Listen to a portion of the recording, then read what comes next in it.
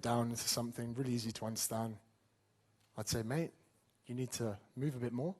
You need to eat a bit less. What we tell ourselves is the most potent thing someone could say to us. The human body is the most beautiful piece of art. To attain true happiness, you must learn to appreciate yourself for who you are, not simply how you seem. Welcome back, everyone. Today we are back again with another video on how to lose body fat and preserve muscle mass. Let's get started, and do comment on how you felt about this video. You may be afraid of losing muscle if you've been training hard to get in shape and just want to burn fat. You may avoid this by following a few food and fitness rules that will assist you in achieving the results you desire. Your food and exercise habits determine your capacity to burn fat and maintain muscle. While it isn't always simple, it is entirely possible to shed fat while still gaining muscle. All it takes is a little patience and preparation. Fat loss versus muscle gain. Young women who followed a 12-week combined cardio and strength program shed 10% body fat and gained nearly 9% muscle mass, according to one study. A 12-week swimming program reduced body fat and increased physical strength in older women. According to smaller research, beginners respond fast and efficiently to both strength and cardio training, according to research. If you've previously grown muscle but then lost it, you'll notice a similar result because your muscles remember what it was like to be bigger. It's easier to rebuild that muscle. You can lose fat while strengthening your muscular body tissue over time if you are a moderate exerciser who wishes to improve your fat-muscle balance.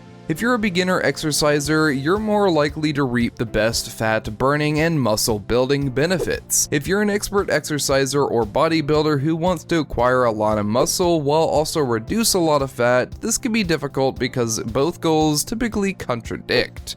Why simply saying gaining muscle necessitates consuming more calories than you expended.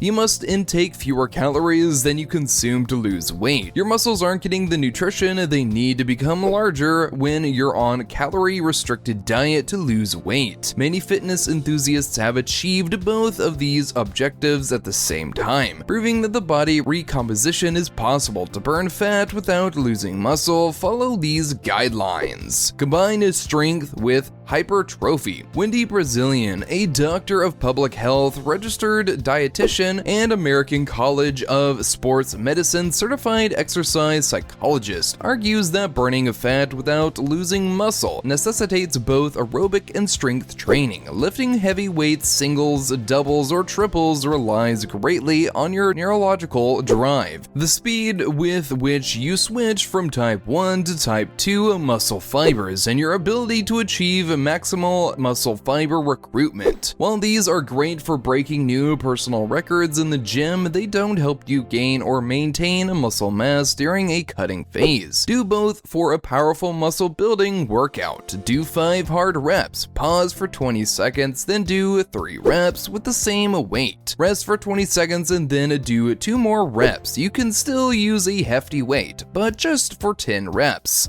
This provides a significant stimulus for the bigger muscles and the pump. Use a slow aerobic cardio. Cardio training is related to fat loss. However, the type of cardio you perform has the potential to either preserve or destroy all of your hard-won muscle. Aerobic activity is essential for fat loss, but it does not have to involve a daily HIIT class. Of course, high-intensity workouts are good, but so are low-impact and low-intensity workouts. If you're just getting started, break it down into manageable chunks and stay inside your restrictions. This also improves insulin sensitivity and makes your cells more sensitive to blood sugar, which can help with fat burning rather than fat storage. On a psychological level, slow and moderate cardiovascular exercises like walking and an inclined treadmill, an easy bike ride, or a light jog are all good options. Maintaining a slow pace will only activate type 1 muscle fibers, which are particularly fatigue resistant, and increase blood circulation, which will aid in the removal of lactic acids and metabolic waste. It also strengthens your aerobic energy system, allowing you to do more intense workouts, recover faster between sets, and achieve greater gym outcomes.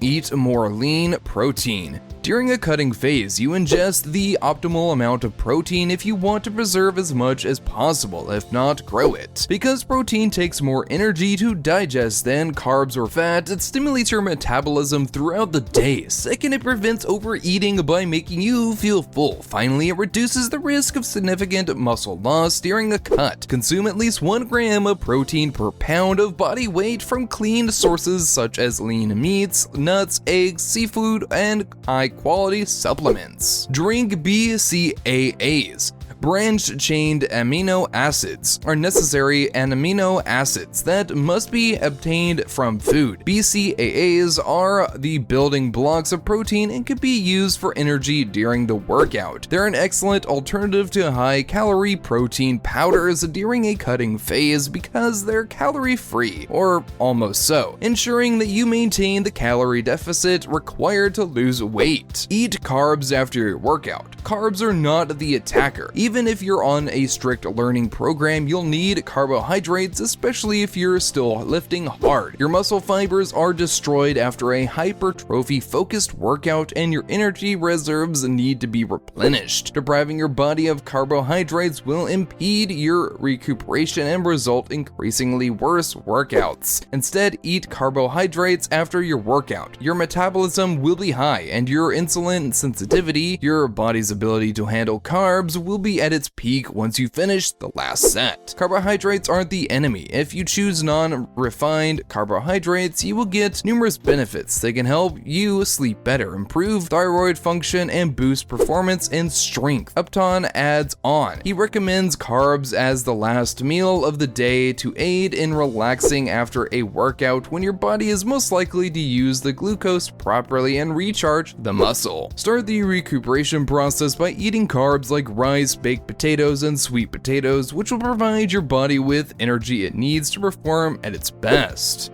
Sleep 8 hours a night. Especially during the cutting phase, recovery is just as vital as exercise. You need time to let your muscles recuperate and repair after putting your body through the great stress of calorie restriction and heavy weights. Although regular exercise is necessary for fat loss and muscle maintenance, this does not mean you should overwork yourself. Rest is equally important. Overtraining and pushing oneself to the limit, according to Attain, can lead to excess muscle protein breakdown, the opposite of what you want. When growth hormone is produced throughout the day, it rises at night while you sleep and is at its highest while you are sleeping deeply. Sleep deprivation, on the other hand, will stifle muscle growth and regeneration. Maintain only moderate caloric deficit. Crash diets, regardless of what you do, will result in muscle loss. It's far too harsh on the body, and it won't provide enough nutrients for your body to mend and recuperate. Worse, you'll put your health at risk as well as overtraining. Start with 500 calorie deficit if you want to reduce after bulking phase and keep your muscle. Using a body fat percentage, circumference measures, and images, track your progress every few weeks to be sure you're on the correct track. Stay hydrated. Drinking adequate water is important not only for your weight loss and muscle preservation, but also for overall health. Staying hydrated has an impact on the metabolism, performance, and almost every bodily function. Adds Brazilian,